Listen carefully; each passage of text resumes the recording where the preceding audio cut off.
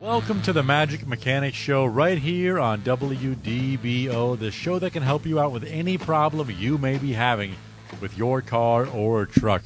Whether you're hearing a sound you're driving when you've never heard before, or your steering wheel is shaking around like one of them vibrating controllers that your kids play with the Xbox. I guess that used to be me with the vibrating controller on the Xbox. But if your car's acting like that, then you know something is up.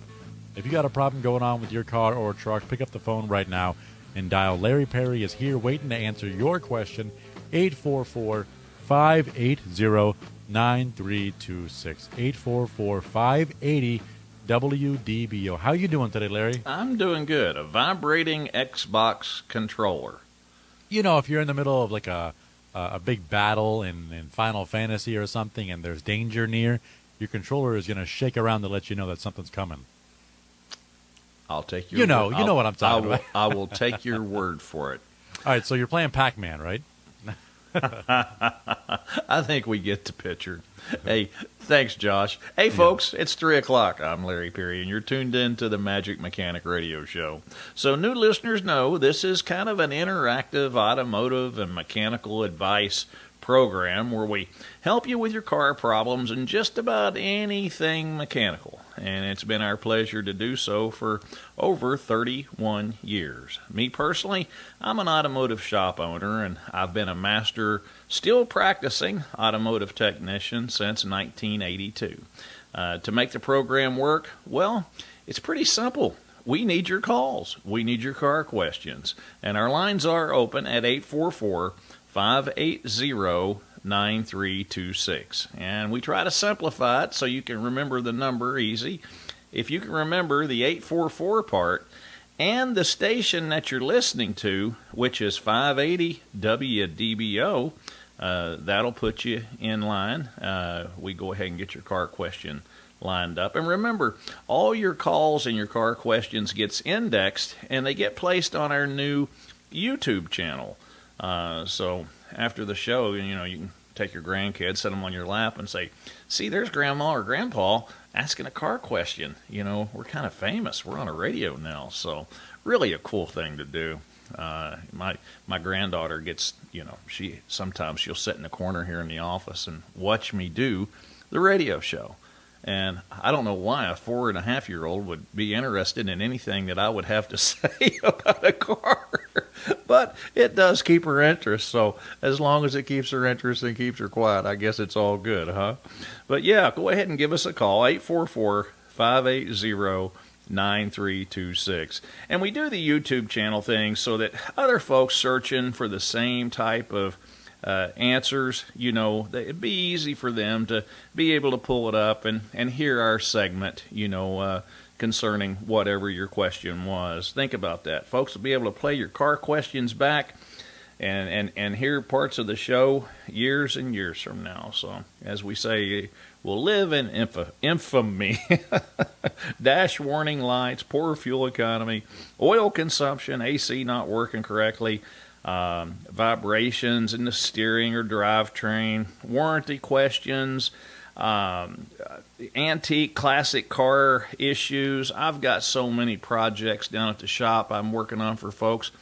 I mean, seriously, when I say some projects, I mean, we're finishing up a 64 Thunderbird that we have been from bumper to bumper, including a new Jasper engine and a lot of electrical stuff. And believe it or not, I've got a 1-ton 49 Studebaker pickup truck down at the shop. Gentleman brought it in, needing some brake work done on it, and we've got old Trans Ams. But any of the stuff like that you've got a project going on and you'd like to share it with us, you're more than welcome to. Don't have to be a car problem. It can be a car topic, and you're more than welcome to call us up and share those with us if you'd like to. And we pretty much can answer any of your car questions on any gas, diesel, hybrid, or even electrics. We're doing quite a few electric vehicles now. Most of them are accessory related, out of warranty. We are dealing with a few of the battery issues, so we you know, this stuff's kind of growing right along with us, so we're having to become, as long as I guess we're working on cars, they're going to have to be invited to the party as well. Also, remember, I have a complete database of all the recalls and technical service bulletins from about 1980 to current date. So if you've got a vehicle, even a newer vehicle, that you're having some issues with, and, it's a situation where, you've taken it back to the dealer, maybe the technicians don't even know where to look for a particular problem. A lot of times, these TSBs that we get sent from the manufacturers, they're like a solving piece of puzzle, on some of these issues. Sometimes it's a particular type of reprogram, reflash for the computer systems. A lot of those things, service writers and a lot of times the techs at the dealerships don't even bother to look this up. It takes too much time. They're not going to research for an hour when they're only getting paid 15 or 20 minutes to actually do a procedure on your vehicle. So, these TSBs really do come in handy, especially if you've got a long-term, seems like unsolvable issue with your vehicle. That number again is 844-580-9326. And like I said, to keep it simple, 844-580-WDBO, and that'll put you in touch with Josh, our producer, and you give him the year, make, and model of your vehicle and a description of your problem, and you'll be placed on a brief hold, and we'll get to your call, and we'll take them as the order that we receive them. And also remember, for immediate help, you can call the shop number and speak to my general manager, JD, at 407-629-2661. Also want to mention our open mic option. You can go to WDBO.com on your smartphone and download the app, and you can leave us an open mic car question. Just give us the year, make, and model and the issue you're having, and we'll get to those after the bottom of the hour of the 4 o'clock news break. And you can also ask a car question by emailing me, Larry, at magicmechanic.com. I can't guarantee how many we will be able to get to, but I'll try to get to as many as I can. But if I don't get to your email during the course of the program, I will try to get it handled and taken care of by Monday morning. So with that being said, let's head out to Claremont and we'll talk to Bill. Bill, you got a 2020 Jeep Cherokee. Tell me what's going on with this thing. Well, I had it down your shop last week for putting AMSOIL in it, and when they did the report, they said the battery was low. So I went to a shop and had a battery put in, but now I'm getting that on the display a yellow A, and it's for the start-stop feature. Mm-hmm. And this is after. I don't know what to do. This is after you had the battery replaced. Yes. Okay. Did we put the battery in? No. Okay. They said go somewhere else because it's probably under warranty, but it wasn't, as it turned out. So I went to one of the little stores, parts stores. Yeah. And let me guess, they just disconnected yours, and then they just installed a new one. Right. Without putting anything into the vehicle to retain memory systems. Right. It'd probably been worth a trip back to Magic Mechanic, Bill. Yeah, you never nowadays completely disconnect power from a vehicle. You've got to have some type of memory minder connected to the vehicle to retain voltage for control modules, start-stop systems, the whole 9 yards. If you do disconnect the battery, and these modules will drain, and when they do, they'll lose memory functions. It can be pretty traumatic, to be honest with you. A lot of times you could spend 4 hours reflashing everything in a vehicle just because somebody didn't keep voltage applied to the system whenever the battery was being replaced. And hopefully, a few of you do-it-yourselfers out there kind of, having this, you're understanding where all this is going. If you just disconnect the battery, it will start losing memory and that sort of thing. And, the only way you can get that software back in is to actually flash it. We have to get the info from the manufacturer, and we upload it into our laptop or whatever, and then we can go ahead and download it into your vehicle's computer system in order to bring all those functions back to life. And Bill, in this particular case, that's probably what is going to wind up transpiring here. I wish we would have checked and seen if there was what the warranty was still available on your battery. Usually on a newer vehicle like this, if the battery fails within, the first couple of years, there's usually some prorate left on it to where it will save you a little money, as far as towards the replacement battery. And of course, since we don't sell... That was only up to 36. Yeah. That was only up to 36 miles, and I had 45 on it, so there was no warranty at all. Oh, okay. All right. Yeah. That's kind of where we're at. I'll tell you what, give JD a call and find out if we can go ahead and if we have the software to go ahead and reflash that for you.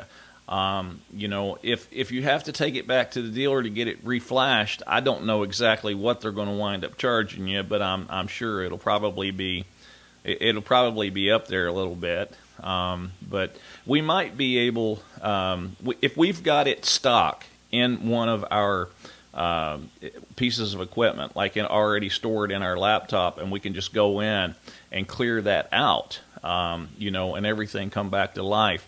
That'll be one thing. That's a very inexpensive type of thing to do. But if we have to actually get software to download into it, we're going to be as bad off as what the dealer's going to be. So, but give JD a call on that and see what we can do as far as getting that straightened out. But in the future, whenever you run into an issue like this, just remember on these newer vehicles, I don't care. You can take a jump box and keep them applied to the power and the ground, either on the cables.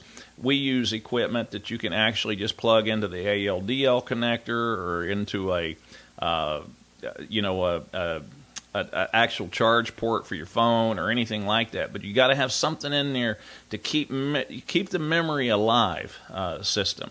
If you lose the memory of these control modules, then these are the types of things that you're faced with. And to be honest with you, you might wind up with other issues as well if they didn't have anything in there to retain memory. One of the things that we have problems with is navigation, hands-free phone, your Bluetooth system. A lot of that stuff will start acting up, or it don't work like it's supposed to if you don't keep memory applied to the vehicle's electrical system while you replace a battery. Bill, thank you so much for being our first caller today. And folks, listen, we have a whole bunch of open lines. If you'd like to hop on board, it's easy to do. It's 844-580-9326. Or the easy way to remember it is 844-580-WDBO. Our next caller will be first up after the break. WDBO. Let's head on up to Bill, who's calling from Tavares. How you doing today, Bill? Hey, I'm doing good. Thanks for taking my call. Larry, my wife's BMW is at your shop right now, so okay. I'm trying to drum up more business. I've got trouble with my I have a 2005 Ford F-250. It's got the 6-liter diesel, got 253,000 miles on it. It's pretty much been bulletproof, has the EGR delete, the head bolts, and everything. It seems to run good with two problems. It starts up in the morning easy. I mean, I just let the glow plugs glow, turn it, don't even touch the gas, it starts. But it takes about a mile before it wants to really start running. I mean, it's really hard to run until you get about a mile down the road, and then it seems to smooth out. Okay. And then my second problem is it runs fine, no warning lights or anything. But when I get on the highway and I'm going like 65 or 70 for about 40 minutes, a little wrench light comes on. And I don't notice any difference in the performance or anything. When I stop, turn the truck off, it's gone. And then if I do it again, it comes back on again. But only at those high speeds, not just normal city driving. Any ideas? Well, yeah, a few. Okay. You know, rough running when you first start the vehicle up. With that wrench light coming on, it needs to be scanned, you know, to find out exactly why that wrench light is coming on. You know, Bill, there's things, I mean, some simple things too. I mean, things like fuel filter. How old is it? It's within 2 months old. I changed both fuel filters, changed the oil with AMSOIL and the air filter. So it's got all new filters. All right.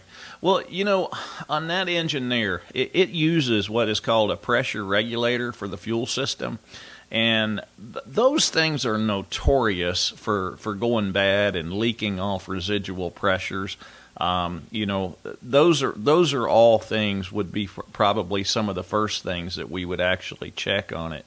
Now, when you crank it in the mornings cold, does it fire right off? Right up. Okay. Fires right up. All right. And you know, the glow plug system is working okay. And, you know, if it does run smooth after all that it goes through, then the injectors are probably all right on it. You know, but we got so many things on an older diesel like that we have to take into consideration. You know, things like the wiring harness underneath the valve covers, you know, that's been exposed to hot oil for many, many years. You know, these are all things, you know, the fuel pressure, the actual regulator, if it's OE, you know, it's been blessed that it's lasted that long. Then you've got your high pressure oil, you know, if for some reason the tubes that supply the high pressure oil, if they're leaking, you know, any of the residual oil pressure off that goes to the injectors, they can really cause and create havoc. I mean, they'll get to the point where it's, you know, if the O-rings on them start leaking, what will happen is they'll leak. You won't have enough high pressure oil at the injectors, and then as the vehicle runs and gets hot, then the O-rings will start swelling up a little bit, and it'll actually increase the oil pressure at the injectors a little bit and cause them to smooth out and start running better. You know, but those are things that, you know, I'd tell you like this. I'd want to start with a full scan after some serious test driving, and then kind of go from there with it. You know, this is one of those Pandora boxes when you get an issue like this. We have to scan, and then there's quite a few tests that's got to be ran in order to really try to pinpoint exactly what's going on with it. Hopefully there's a code in there that can actually help us out a little bit with that.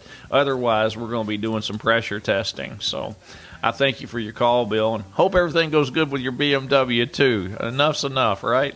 Have a great weekend. You'll have my truck after the BMW. All right. Thank you, Bill. Later. Thank you so much, Bill. That opens up a line for you to get your questions on the air. Talking to Larry Perry.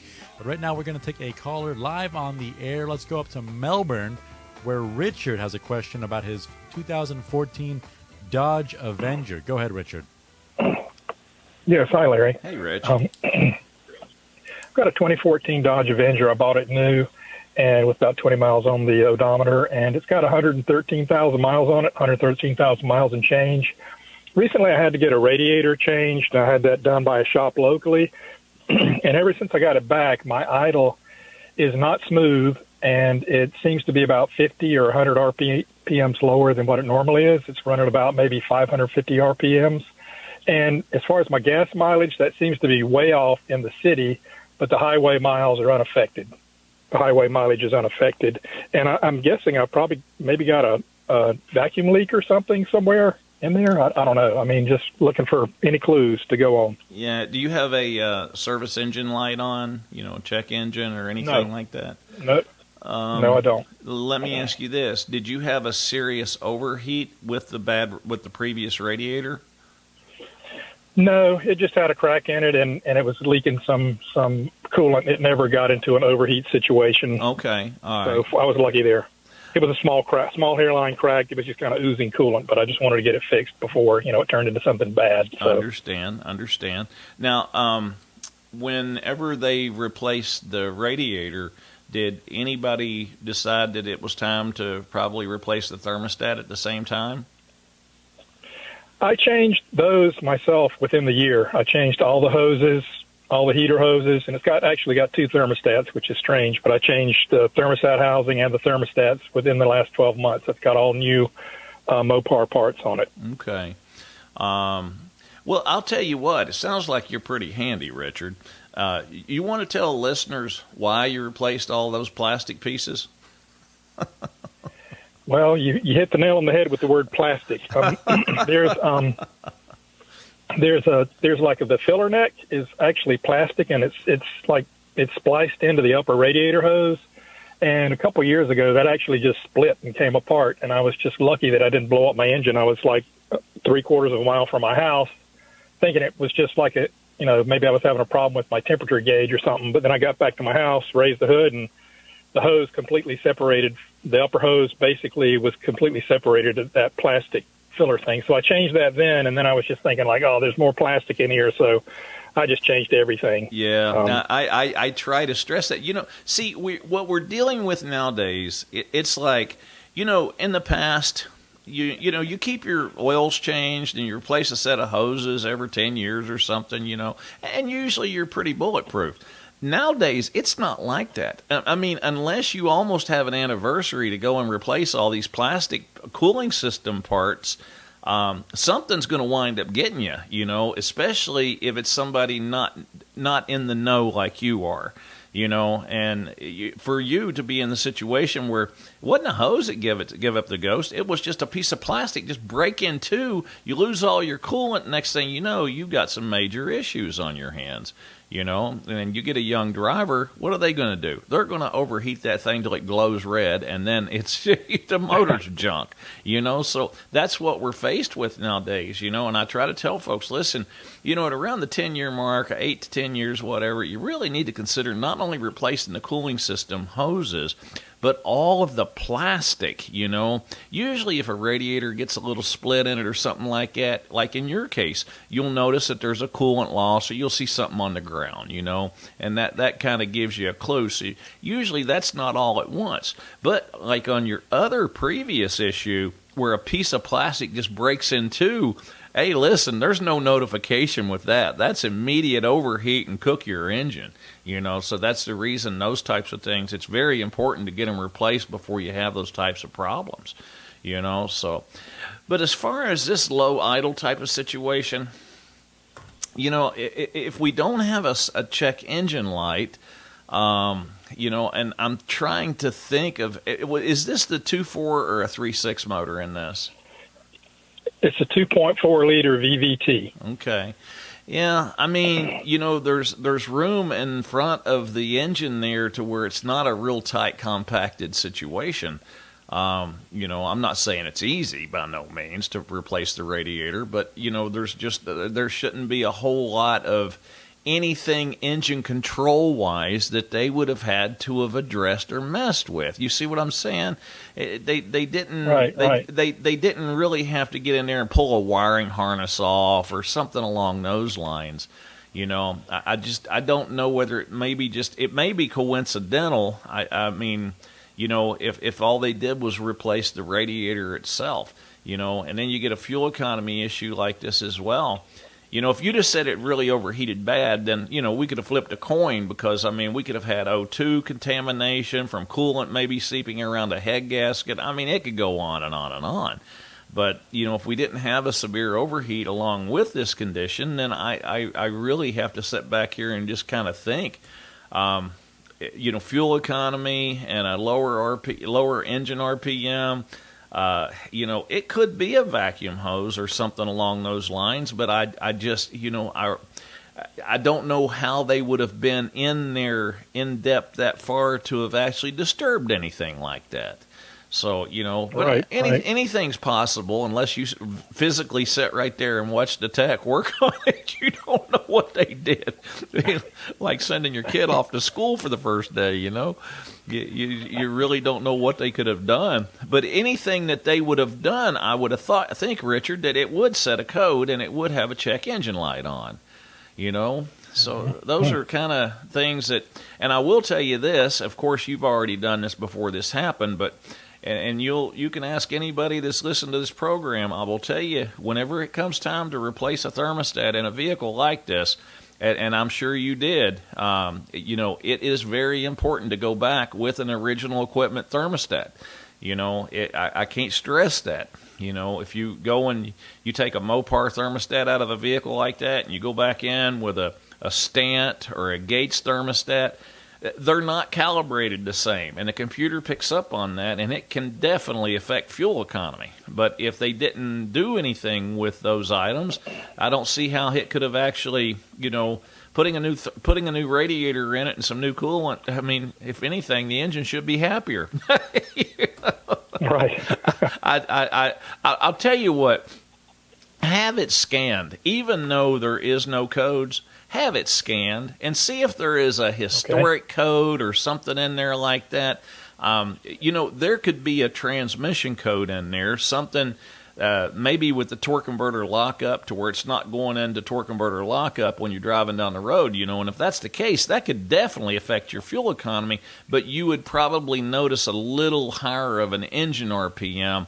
Maybe 500-600 RPMs higher at the same speed than what you were used to, But those are the types of things we're probably going to have to look for, especially if it's not missing at idle. If it's just a reduced lower idle, it seems to be not smooth too. It's not smooth at idle either. So. Well, if it's idling too low, it will. A little four-cylinder will start shaking the car apart if it's not at the right engine RPM, because the engine harmonics will get worse if it's not at its correct engine RPM. So I'd say let's scan this thing, and then if need be, get a scan done on it today if you want. Just pull into a parts store or something, let them scan it, and then send it Larry at magicmechanic.com, and let me look and see what you come up with on Monday morning, and let me see if I can maybe give you a little better advice, and maybe we can figure this out and get it tracked down. Okay, thank you, Larry. I'll get it scanned. Have a great weekend. Information. You too. Thanks. Ken calling from Orlando. He's got a Volkswagen that he's been waiting nice and patiently to talk to. Go ahead, Ken. Yeah, good afternoon. Hey, Ken. How you doing? Good. Yeah. Anyway, I have, like I said before, a 2015 Volkswagen Jetta, and my odometer flashes. Okay.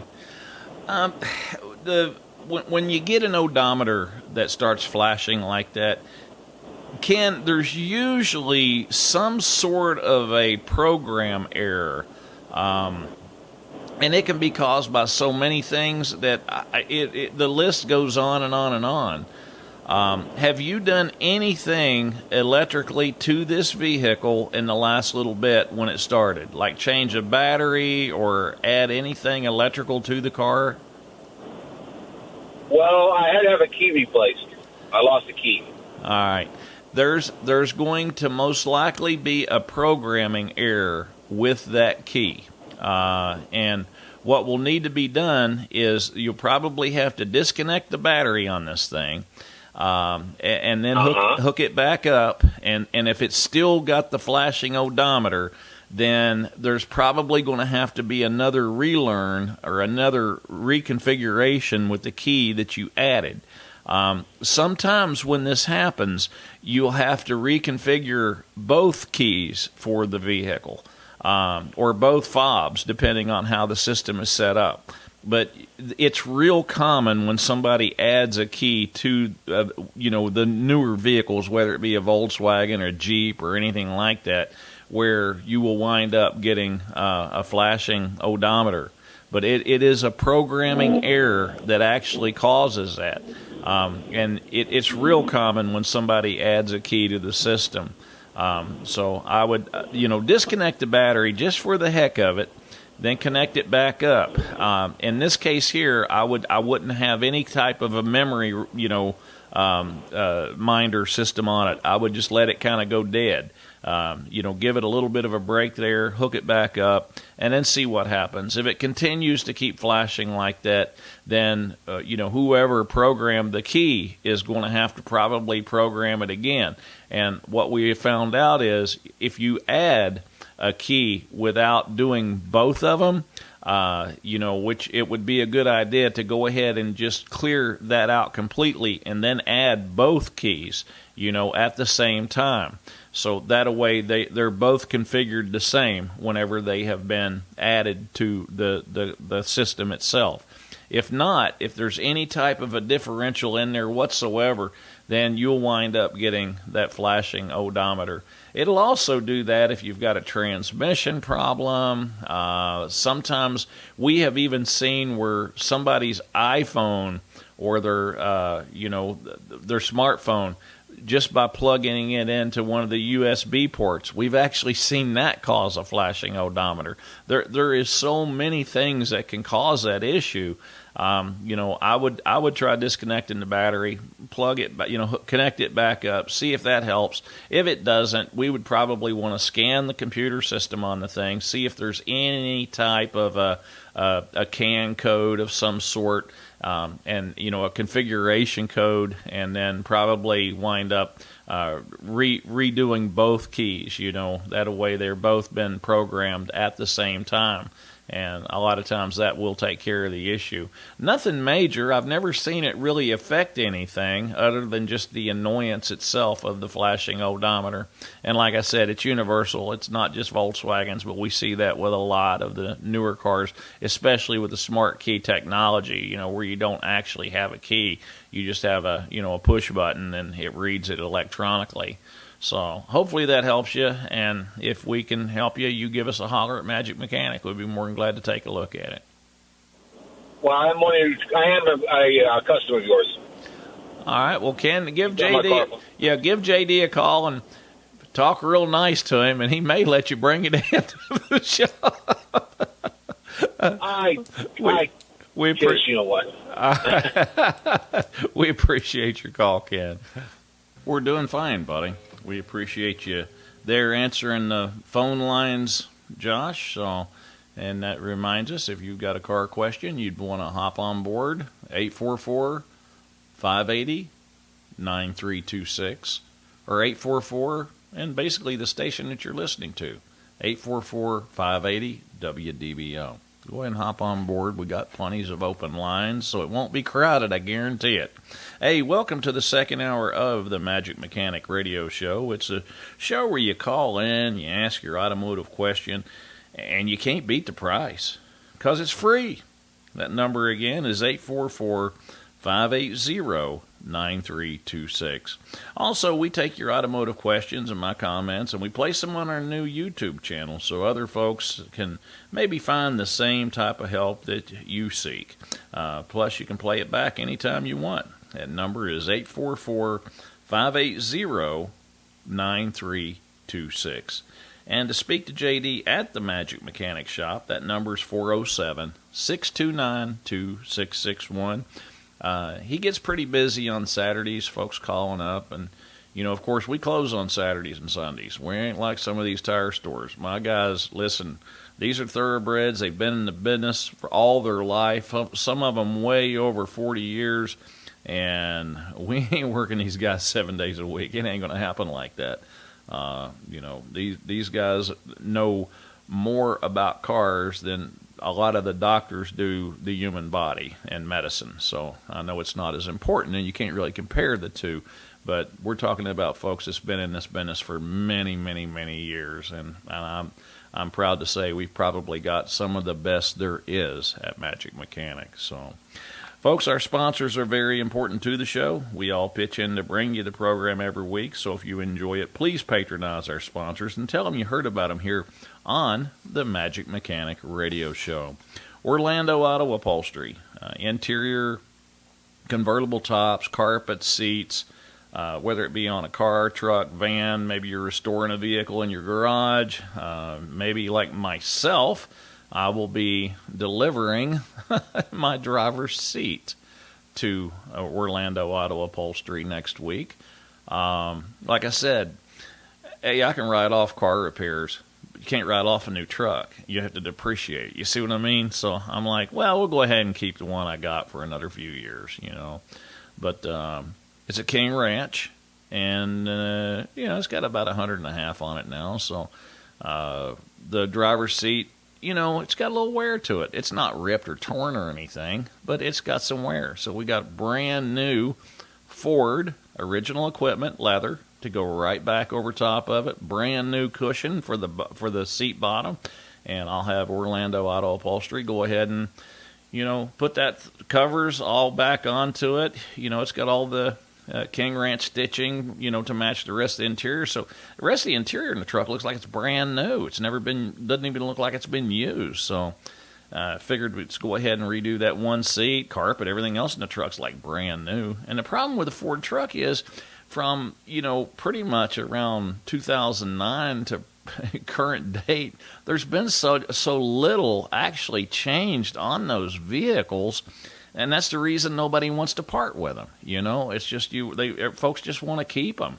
It's just like, throw a motor and tranny in. It's a lot cheaper than going out here and spending $70,000, $80,000, $90,000 on a new one.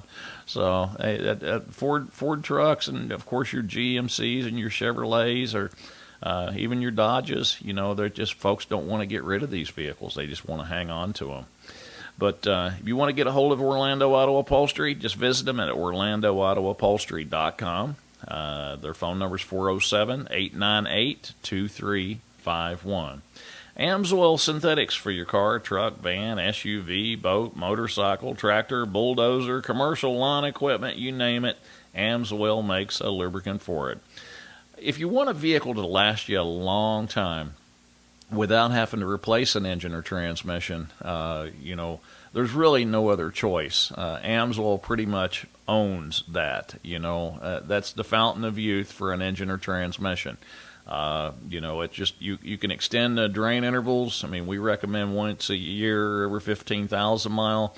If you don't put any miles on it in the first year, we don't mind leaving it in there for a second year. As long as it's getting driven once in a while, the oil's not going to go bad.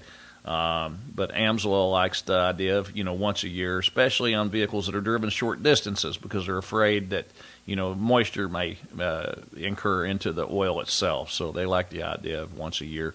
But if it's a classic car or something that doesn't get a lot of use, every couple years is absolutely fine. But we recommend 15,000 mile on your regular passenger vehicles. Amsoil, in most cases, will recommend 25,000 mile between changes, but we don't recommend extended drain intervals like that unless the oil was sent out for analysis at around the 12 to 15,000 mile mark. But if you want an engine to last, a polyalpha olefin base stock oil with ester. And see, the ester, the polyalpha olefin, the PAO base stock, that's what gives the oil the unique ability to run to heat and friction and stay with it until it gets cold. Then it will release and run back into your oil pan. That's the reason you just don't wear a motor out, is because of the way the oil is made. And then the ester that they use in this, that's what keeps all your rubber seals all soft and pliable and prevents them from getting hard as a rock and start leaking, oil like a sieve.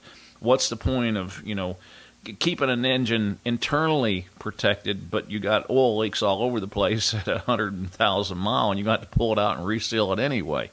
But with the ester, it's very rare you'll ever experience an oil leak on an Amsoil engine.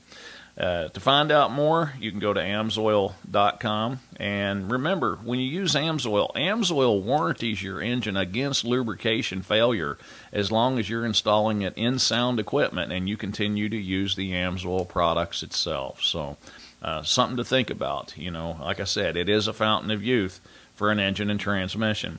And Jasper engines and transmissions. If you need a motor or transmission, remember Jaspers come with a 100,000 mile nationwide warranty.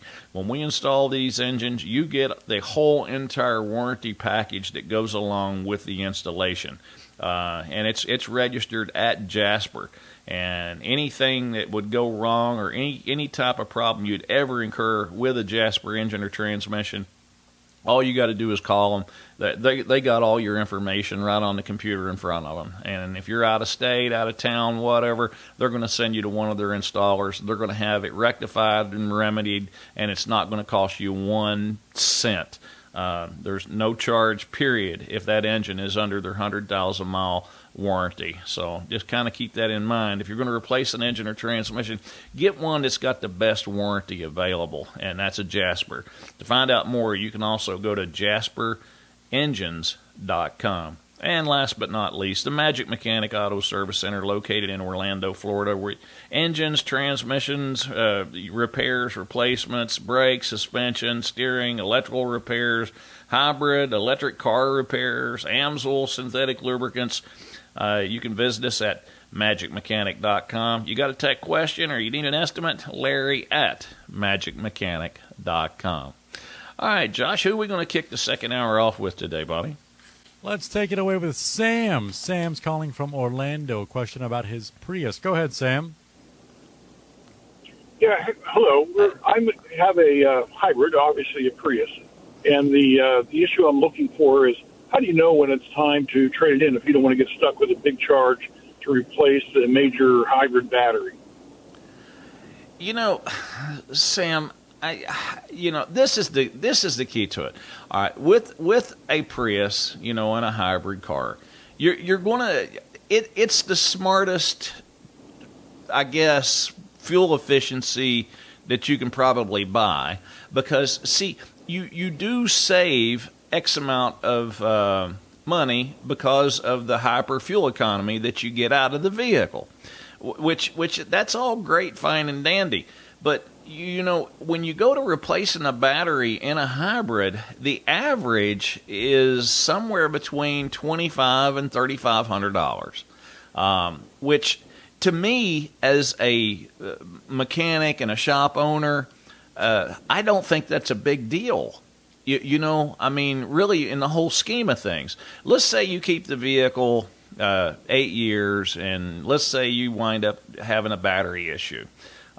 You spend $3,500 on it, and you probably put another 150,000 miles on the vehicle, which is a pretty good deal. So really, from my perspective, you don't really have much room to complain, because you're going to way more than offset that during that period with the amount of fuel economy that you're getting out of the vehicle. So it would actually pay for itself. What gets me though, Sam? See, if you're dealing with a pure electric vehicle like a Tesla, and you call me up after about 8 to 10 years after the vehicle is out of warranty, and you say, Larry, how much is it going to cost to put in a new battery? This is the difference. Right now, the battery for like a Model S or something like that is about $24,000 plus installation. Now, let's take this into consideration. They will probably always be batteries around for hybrids. But let's say we take a 10-year-old Tesla or some of the new electric vehicles that are coming out here online now. When these things are 10 years old, do you really think that they will have replacement batteries available for those vehicles? See, the battery technology, especially for pure electrics, changed so fast that they quit making a particular series of battery that's no longer compatible with the older vehicles. So what we're going to wind up with is vehicles that are just, you're going to be sending these things to the junkyard, 8 and 10 years old. They'll look like brand new vehicles, but they're going to be going to the junkyard because nobody's going to spend $30,000 to put a battery in one, even if you could get the battery. So, in my opinion, if you're really trying to get hyper mileage and get great fuel economy, and you want something that's actually affordable to repair whenever it comes time to, put a battery in one, then the hybrid's the only thing that really makes sense.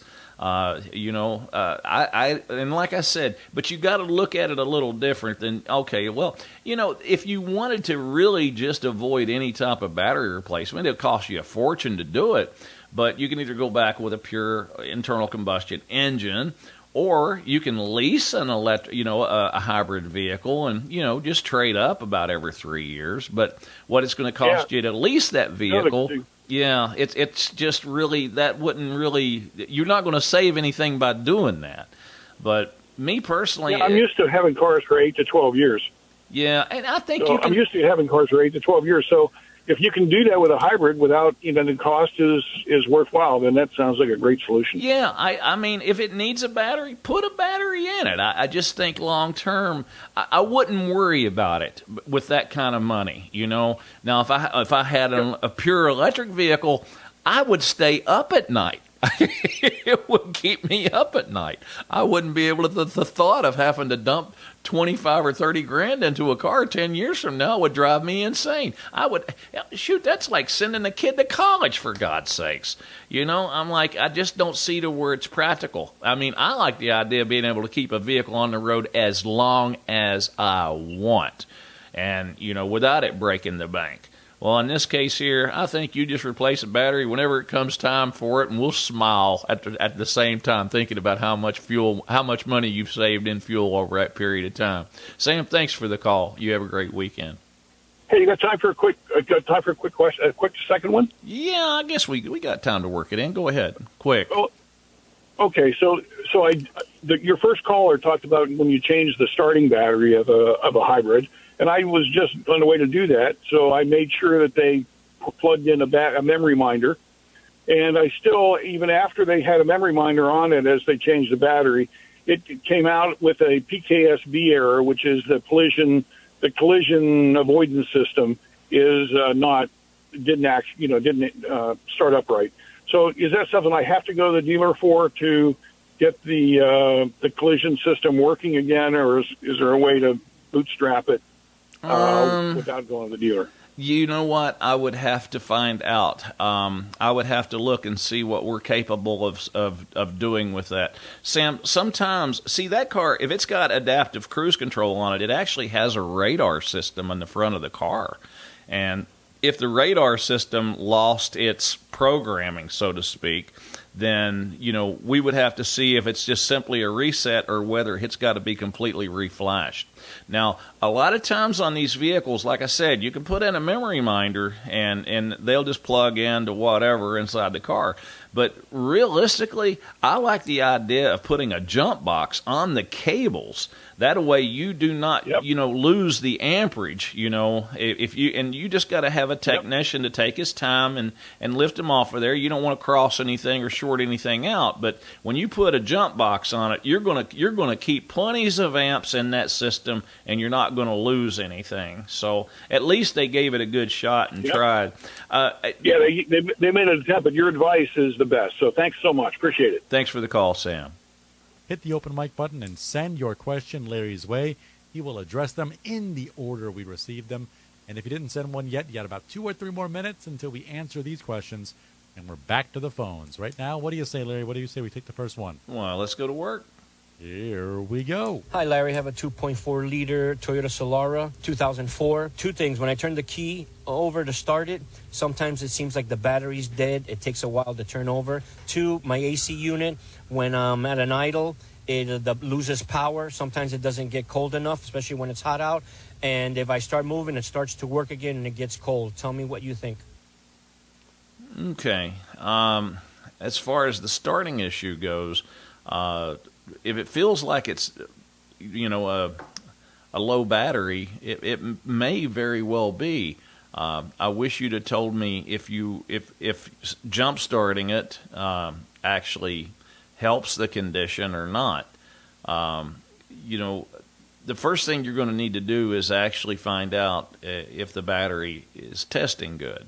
You're going to need to find out if you've got enough voltage there for the starter to go ahead and engage and do its job. If not, you may wind up dealing with either a bad connection or a battery itself that's going bad. As far as the AC system goes in it, taking a long time to get cold, it depends on the type of AC compressor that is on there. A lot of the newer vehicles are actually using what we call a variable displacement AC compressor, and they work off of a control valve. The control valve is actually what tells the compressor how much or how little to pump. It's basically to make the engine more fuel efficient. And if those control valves become frozen and they don't work correctly, they can actually be in a situation where, it may take a long time for the system to cool down or whatever. You may want to just make double sure that it has the correct amount of refrigerant in it. And if it does, it may be a candidate to have the actual control valve for the AC compressor replaced. Now, a lot of places are going to tell you they just want to replace the AC compressor and put a new dryer on it and everything else that goes along with it, which a lot of these variable displacement compressors will last, forever, it seems like. You always have the option of just replacing the control valve itself on these AC compressors.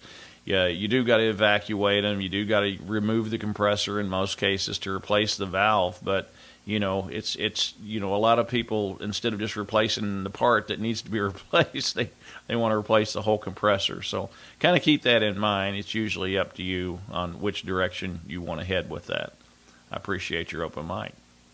Thank you so much. Let's go ahead and head to the next one, next in line. The open mic coming to us in 3, 2. Hey, Larry, this is John from Merritt Island. I've got a 2009 Chevy Express cutaway van that's got a nap-eyed utility box on the back. Anyways, this thing came completely bare bones, no power windows, no power door locks, and no cruise control. What would be my best options for getting these items installed, or kits that I can find instead of buying a brand new vehicle? Well, it's a work vehicle, and that's the reason it didn't come with all those luxury items to start with. But they can be added. It's like this. You will, when it comes to the power door locks and the power windows and that sort of thing, I'm sure somebody probably makes them. They make just about everything. As far as installing them, going to require pulling the door panels and actually getting in there and starting to replace it and running the wires through the doors, and then probably to a hub, if it's an aftermarket system, and then of course you'll have to install the door lock and the power window switches. Usually on most of the aftermarket kits, unless they can incorporate an original equipment switch system in with it, a lot of times what they'll wind up doing is just you'll have to cut a square in the door panel itself, and the switch will actually go through it and actually clip into it. But yeah, by all means, I'm not one for cranking windows up and down like we did in the old days. Power windows have gotten to the point where a lot of people didn't like power windows years ago because they go, well, that's just an extra expense whenever they quit working.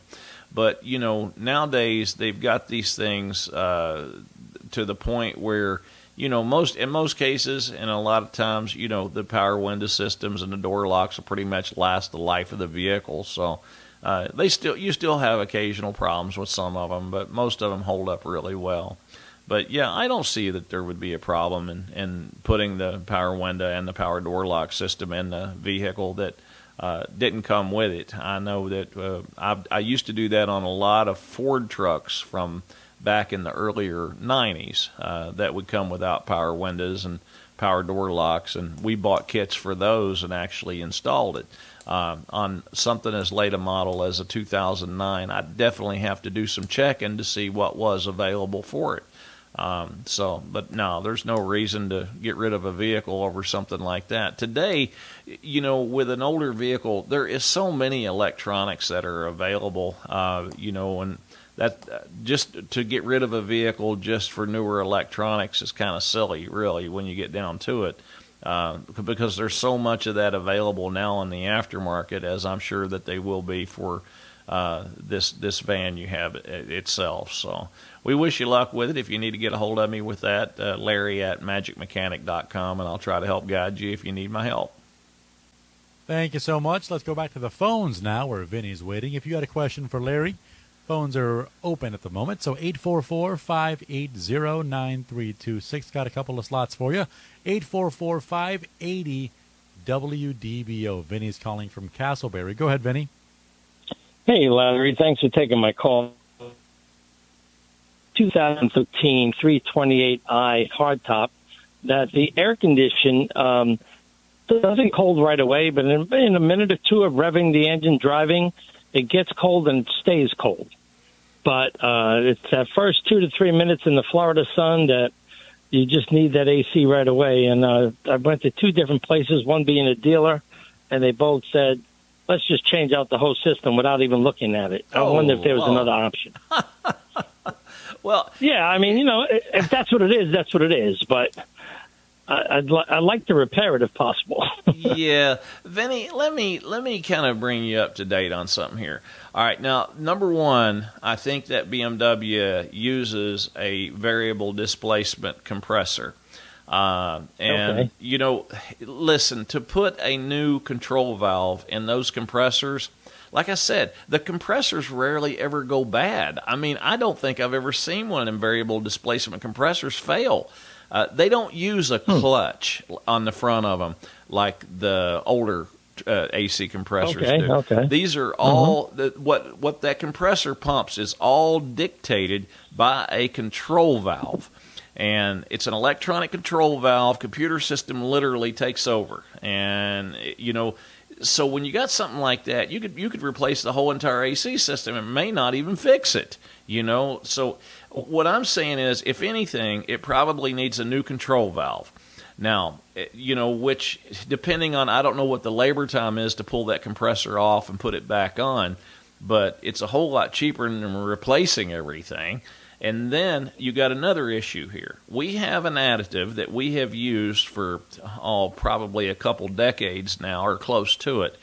It's an additive called ICE 32, and what it does is it allows an AC system to get a whole lot colder, a whole lot quicker, and makes the system a lot more efficient.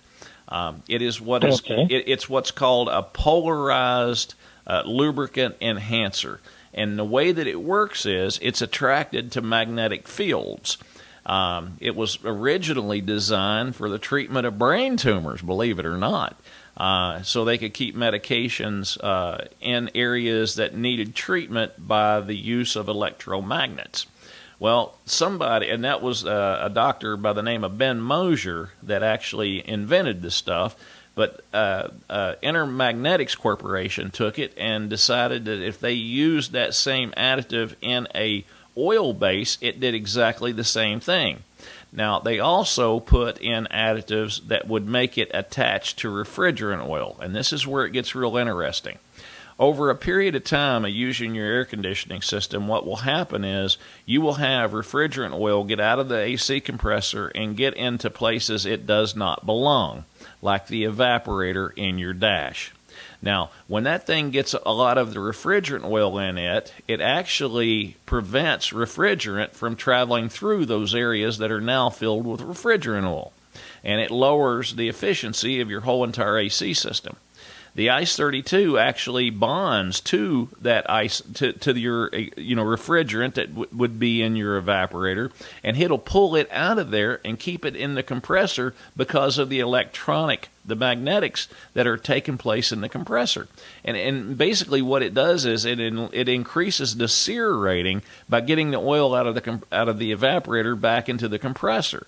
And it's just an additive. There's no mechanical anything it's got to be done. We actually add like 1.5 ounces of this to an existing air conditioning system. And the difference is daylight and dark as far as how fast your air conditioning system will get cold if it's working correctly. So, and it prevents the AC compressor from literally wearing out. It's almost like what AMSOIL does for an engine. And it also lays down a protective coating on the inside of all the aluminum components, like an evaporator, which is a big job in a car like this if it has to be replaced. So the ICE 32 is literally an incredible product for a vehicle and that may be all that is necessary. If the system is working by design, like it's supposed to, just by adding the Ice 32 may be all that is required with this thing, Vinny. So it's definitely something to consider. You can go to Ice 32 or just put Ice 32 in your search engine and read up on it, because it's an amazing product. And it runs like $99 to have it, a system like this treated with the Ice 32. So it's extremely affordable for what you get back out of it. And so we've been using it, I think, since 2002, I believe, is when we started using it. And, that's 20 years, and I don't think we have ever replaced an AC compressor that had the Ice 32 treatment done to it. Now, that's something to be said, because we work on a lot of cars. So the Ice 32 is really an amazing product. And if your system is full of refrigerant and it seems to be working correctly, I'd probably recommend start with that. And, if that's all it takes, if that's all it's going to take care of your AC system, I see a 5-star review in my future. How's that? Thanks. Okay, absolutely. I'm going to have to come by and let you folks take care of it. I'm not the mechanical type when it comes to cars, so I would have to come by to your shop and we'll let you take a look at it. Well, that'll work for us. Do the job. All right, Vinny. Thanks for your call. You have a great weekend.